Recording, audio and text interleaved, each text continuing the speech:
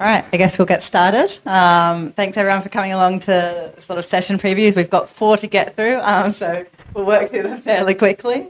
So first up we have Zachary Kincaid from Princeton University, who will be giving us a bit of insight into the logic and decidability session. Thank you.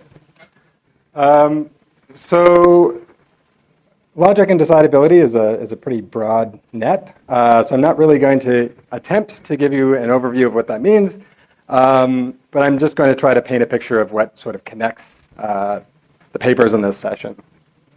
So a salient issue is that all the algorithmic problems that we care about in programming languages and in logic are undecidable. So we can react in this into 2 different ways. Sort of the applied direction is we can say, well, these are the problems that they're interested in. They're undecidable. What do we do about it? And so what we do is we relax the specification of what a solution looks like. So we allow the solution to sometimes produce an incorrect answer or to not terminate.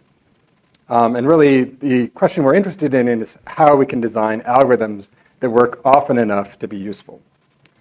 The other branch is the branch that we take in the logic and decidability sessions, is we keep the specification of a solution. So we're interested in decision procedures, but we allow the problem to vary. So we might consider relaxations of the problem or subsets of the problem or related problems.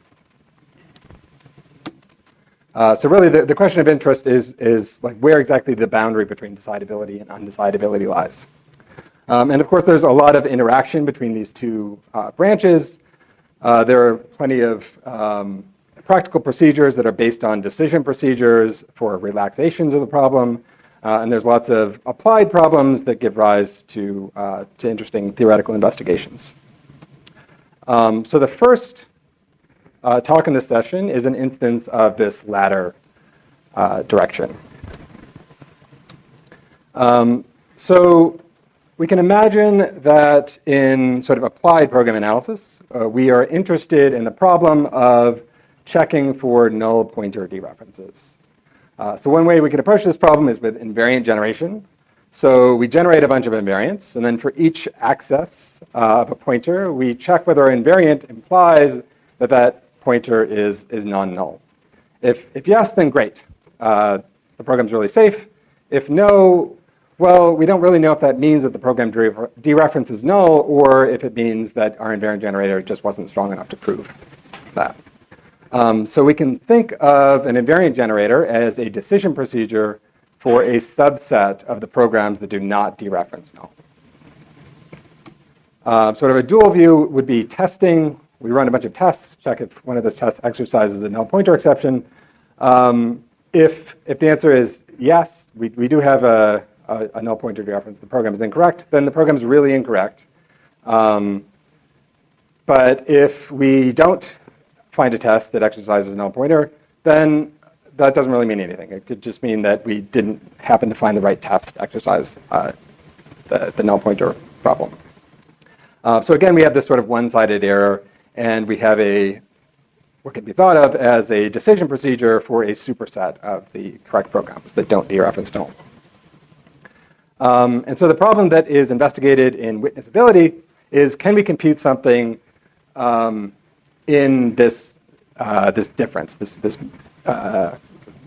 difference between the uncomputable set that we can't compute, that we can't decide, and the computable approximation of it.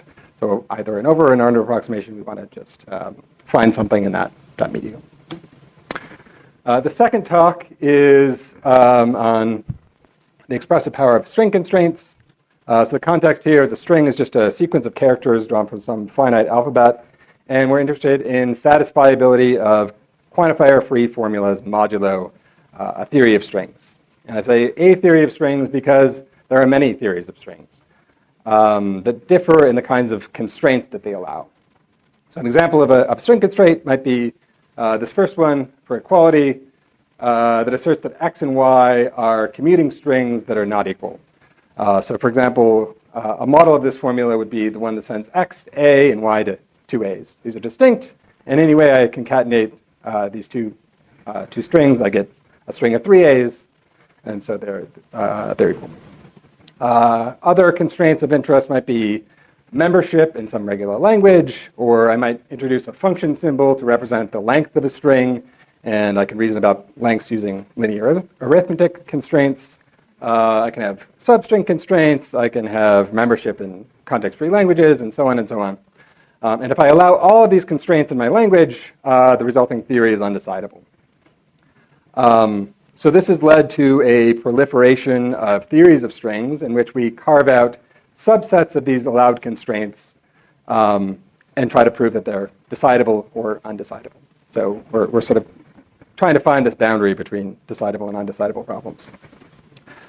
So because we have this whole menagerie of string theories, an interesting question is, how do we compare these theories? What's the structure on the universe of string theories? And this paper investigates this problem through the lens of definability. So we look at the class of languages that can be defined by these different formulas and use that as a mechanism to compare the power.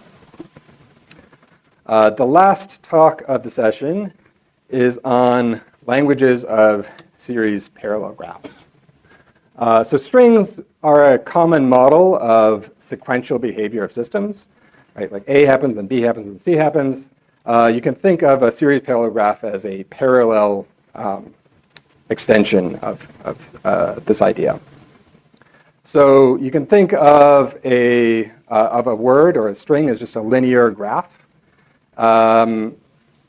And I can think of the set of all strings as being those graphs that I can form by taking letter-labeled vertices and then combining them through this series composition operator. So I can stick two strings together. I can concatenate them. Series parallel graphs have this series composition operator, but also a parallel composition operator, where I don't order one string operator to the other, but I stick them together horizontally.